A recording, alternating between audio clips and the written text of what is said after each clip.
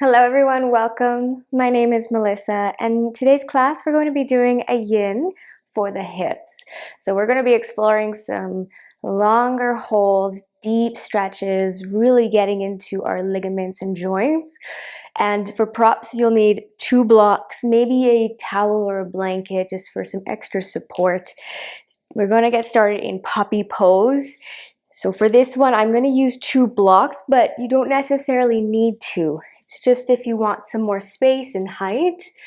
So backing up the knees, tucking the toes under, and we want to think about keeping the hips right over your knees.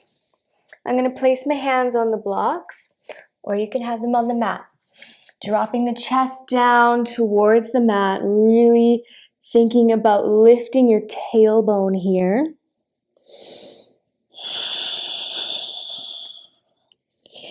So while this is a great shoulder opener, we are thinking about that tailbone lifting, a little bit of this pelvic tilt, and just creating some length in that lumbar spine, thoracic spine. This one can be a little bit more intense. Certainly it is for me. And that's why I'm using some blocks for extra space. And since we're just starting the practice, take your time with it. Breathe into any spaces that feel a little bit tighter right now. In the yin class, we are not focusing on stretching the muscles, but rather moving into that space of ligaments, joints, bones, more of these plastic tissues. Think about creating a little bit more space between the shoulder blades as you spread them apart, pressing your palms either into the blocks or the mat. Growing a little bit more length through the spine as you keep lifting the tailbone up.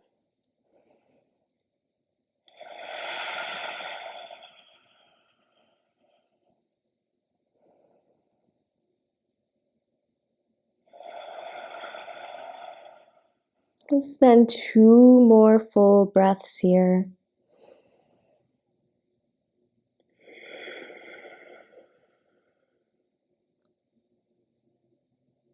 On your next exhale, I want you to press into your palms, press yourself up.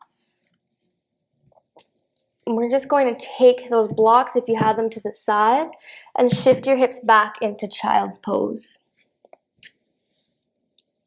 Knees are wide here, toes together. And inching those fingers to the top of the mat, creating a little bit more space and length through your vertebrae, your spine. If it's available, really allowing that forehead to rest on the mat.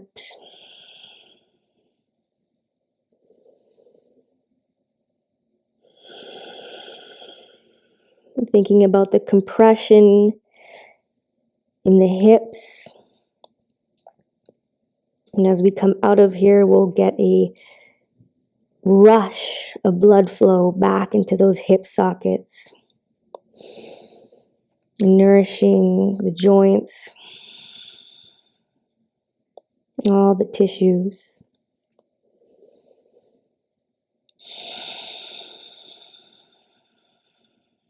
And spend 1 more breath here. Deep inhale through your nose. Exhale. Press into the palms of the hands. Come onto hands and knees. We're going to take the right leg forward, outside the right hand, coming into lizard's pose. So again, if your back knee is a bit sensitive, this is a great place where you can grab a towel or a yoga blanket under that knee, or if you don't have one, you can always double up the mat. So thinking about that front knee stacked over your ankle, and then hands on the inside of that right foot. Walk your left knee back. Walk it as far back as you can to get that stretch into the hip flexor. Untuck the back toes. And so we have 3 options here. We can stay on our hands with the arms extended, We can grab a block, coming onto our elbows. And if you're feeling really good, really flexible, maybe coming down all the way onto your elbows. What's important in lizard's pose is that we keep a long spine, so we don't want to be rounding through the back. If you're rounding, you might need to come up a little bit higher. Give yourself that space.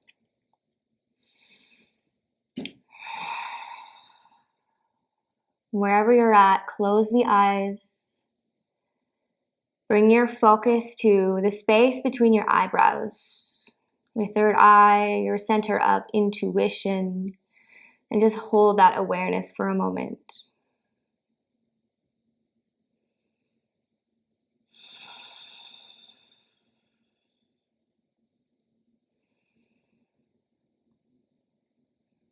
In Yin class, we will hold these poses a little bit longer, and we can observe discomfort come up throughout the pose.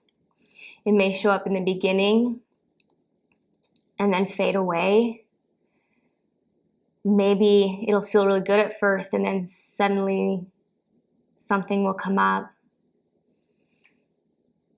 Whatever you're experiencing in this pose, remember that it's very short-lived, it's temporary. You observe it rise and you observe it pass. Just like in your everyday life, everything is temporary. We can just sit back and be the observer. And it's a beautiful thing. We begin to react less. From here, I want you to come up onto your hands. And we have two options here for an external rotation. The right foot will come over to the left side of the mat and bend into that knee. So we can keep the back leg straight for pigeon, or modified version, we sit on that right hip and both legs 90 degrees for deer pose. So find what feels good. Remember, we're going to stay here a little bit longer. I'm going to go back into pigeon. And you can always, again, use a block underneath that right glute to just create a little bit of support. Think about a tall spine, and then allow your body to hinge forward if that feels right for you. Again, you could use a block under your elbows for some extra height.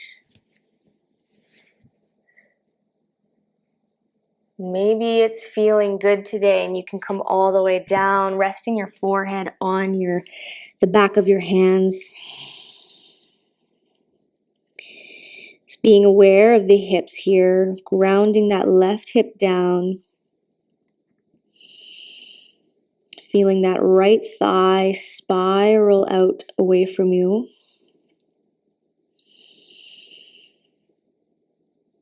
Let's just keep coming back to the breath.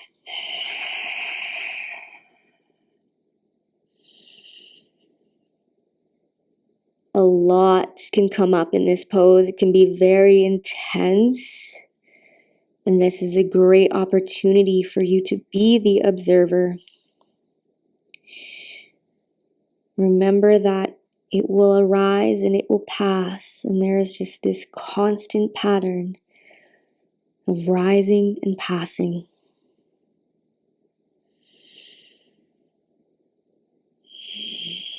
And we can sit with that. We can avoid reaction to whatever's coming up.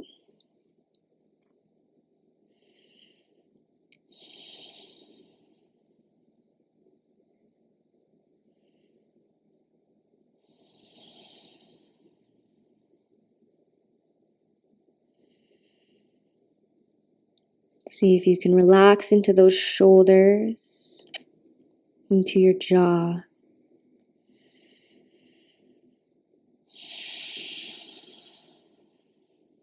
Let's take one more deep inhale. Stay for the exhale. Pressing into your hands, lifting yourself up gently and being very mindful as you come to sit on your right hip. We're going to take that back leg, the left leg, up and around and swing it over your right leg. So our intention here is to stack the knees as best as they can be, outside edges of your feet or flat on the floor. We're feeling that rooted connection with both hips on the mat. And if this is feeling great, you stay right here. If you want to go further into this stretch, we're going to forward fold, walking the hands in front and allowing that chest to bow down towards your knees. This is definitely one of my favorite stretches for the hips. It really allows that outer hip, those glute meads, to get a deep stretch.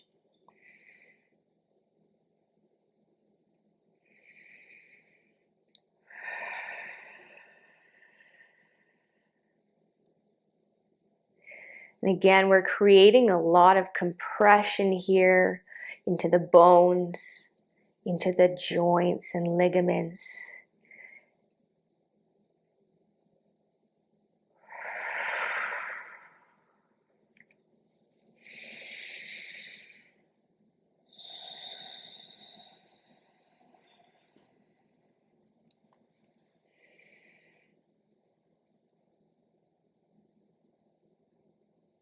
Because the intention of yin is very different than other types of yoga, it's recommended to do it when your body's not heated. So first thing in the morning is a optimal time to jump into a yin practice to really waken up the ligaments and the joints. Our intention here is not necessarily to do big stretches for your muscles.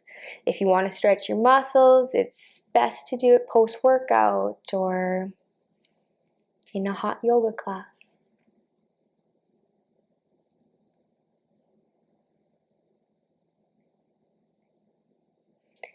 Both are very beneficial.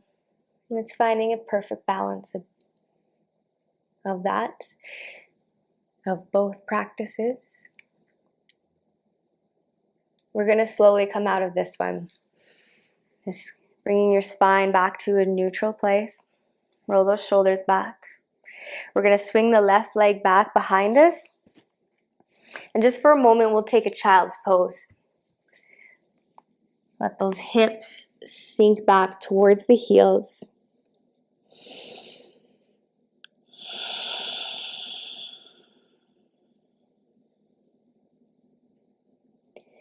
Then we'll press into the palms of the hands. We'll bring that left foot forward outside of the left hand, setting up for lizard pose. So again, have those props nearby if they are going to enhance your practice, your pose. Walking that back knee as far back as you can, untuck the toes, lift the chest from here. Find what feels good on this side, maybe staying on your hands, maybe using a block, or maybe coming all the way down onto your elbows.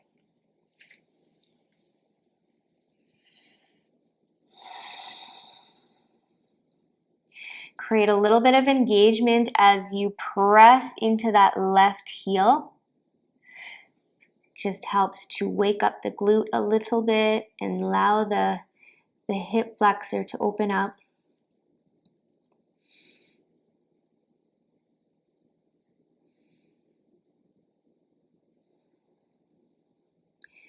Just keeping your gaze slightly forward so the neck is long. Again, we're avoiding any rounding through that spine.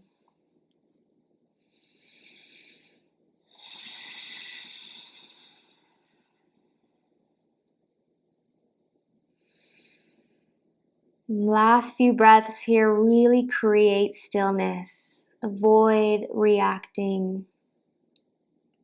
Be the observer.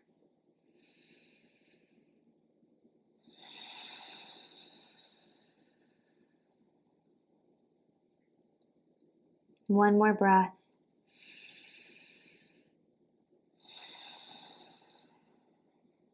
We'll press into the palms of the hands to lift yourself up and moving into either pigeon or deer pose, sliding that foot over to the right side of the mat. Right? If you're in pigeon, really allow that left knee to open out to the left side just to create that external rotation in your thigh, your hip.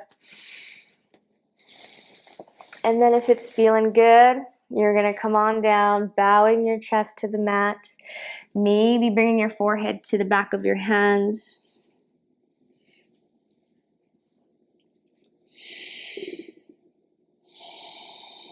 Ground down through the right hip.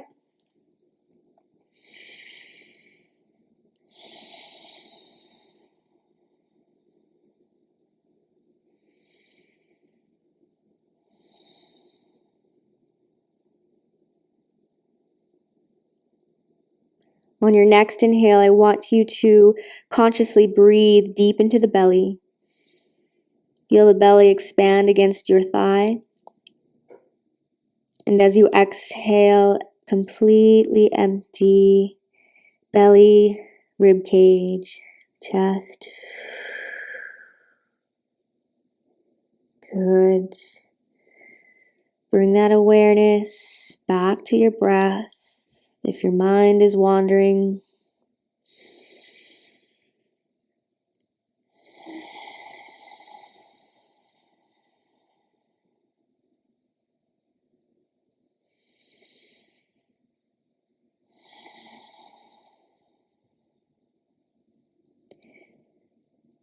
two more breaths here.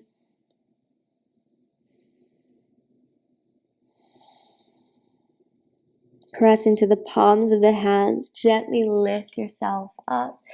We're going to rest onto that left hip. Swing the right leg up and around. So once again, stacking the knees to the best of your ability. Outside edges of the feet flat on the floor. Ground down evenly through both hips. Place the hands beside your hips and lift and lengthen from your chest. Stay here or start to walk your hands forward. Keep rooting those hips back and down, while simultaneously lifting the chest, the spine, and folding forward.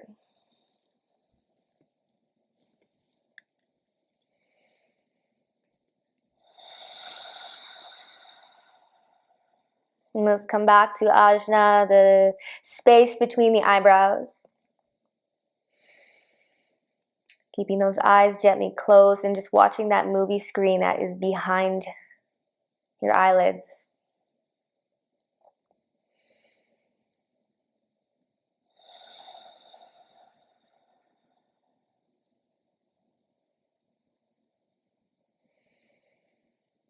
You are in the seat of the observer.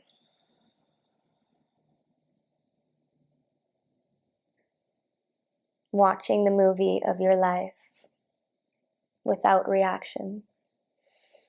You're simply enjoying it. Life is truly incredibly beautiful.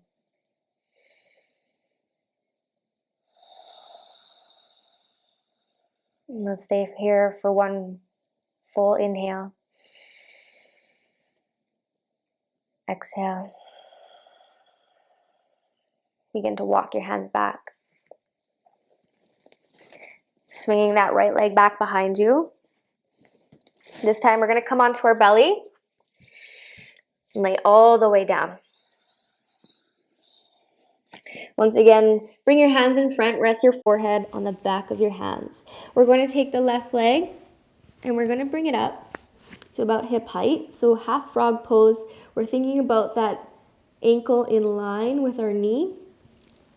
And again, this is a great place if you have sensitive knees to put maybe a blanket under your knee. And then once you arrive, really thinking about grounding your hips.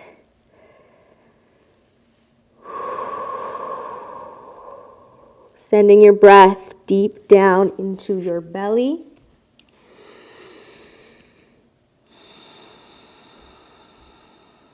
Every exhale, letting go. Letting go of any tension, any holding.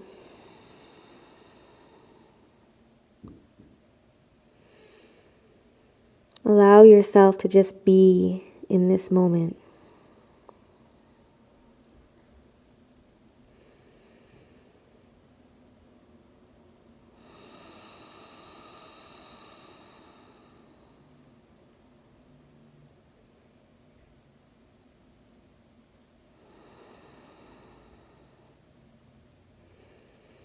Layer by layer. The longer we stay here, we just keep peeling away layers of tension, of energetic holdings. And we are able to connect to the self on a deeper level.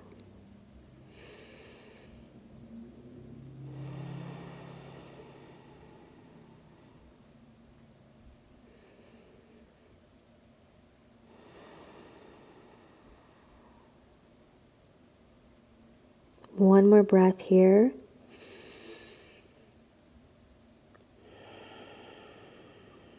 We're just going to slowly press into our hands or elbows, lift yourself up, and then move that left knee back to center. Let's take the elbows underneath the shoulders just for a Sphinx pose. So creating a back bend here, resetting the hips as you squeeze the hips into the mat.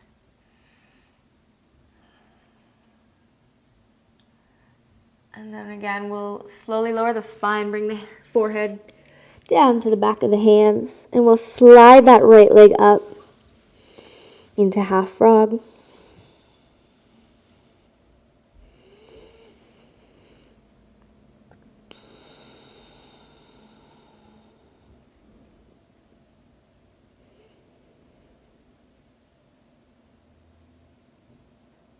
If you could imagine, as you're inhaling, feeling just the expansion all the way down into the hips. And then as you exhale, there's an energetic release. Everything slowly, bit by bit, becomes undone. Some days it takes longer than others. We're not always moving on a linear upward trajectory. It's a windy road. Every day is different. But as long as we show up, we bring our presence and awareness. We are on a path of self-discovery.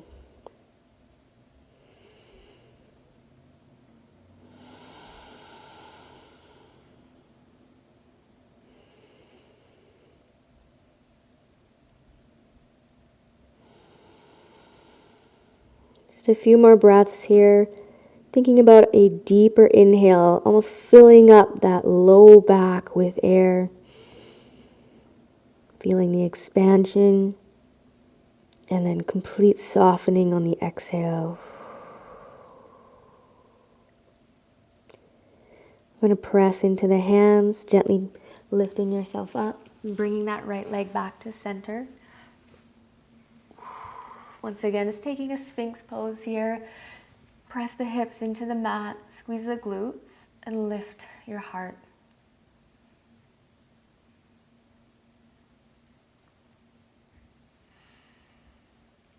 We're going to gently press back into child's pose, and then we've got one more pose to finish the class.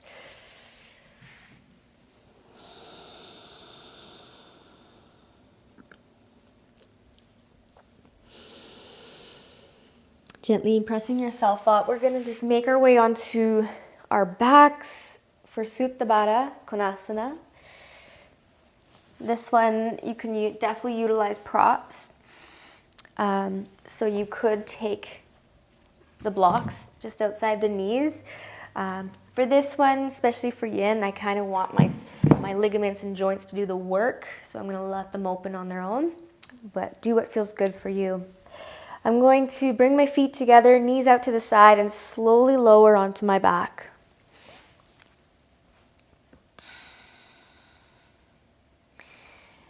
Here we can bring our hands on our belly. Let the shoulders drop.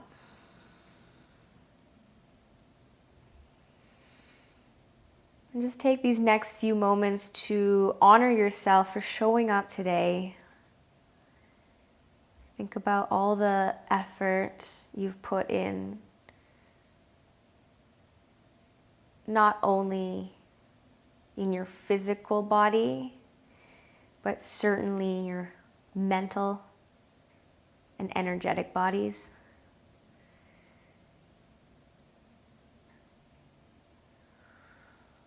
When we can bring presence and awareness to the physical, the mental, and the energetic bodies, we are able to show up in our everyday lives. We are able to be better companions, parents, friends.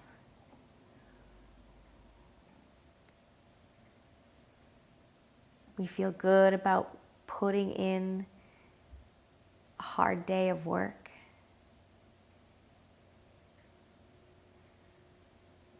We feel capable.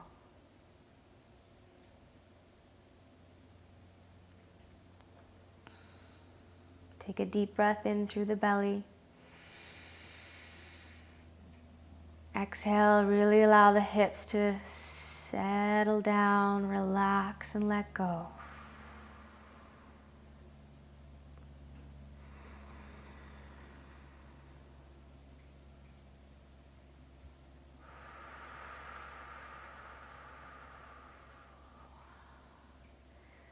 Remember that you do have the tools within you, and you are fully capable of doing anything you want.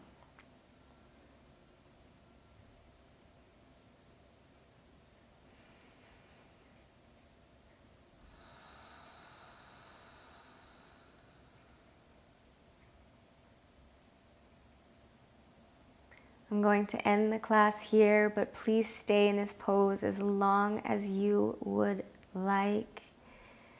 Treat this as your Shavasana. I just want to thank you for bringing your presence. I honor and cherish the light in you. Thank you so much. Namaste.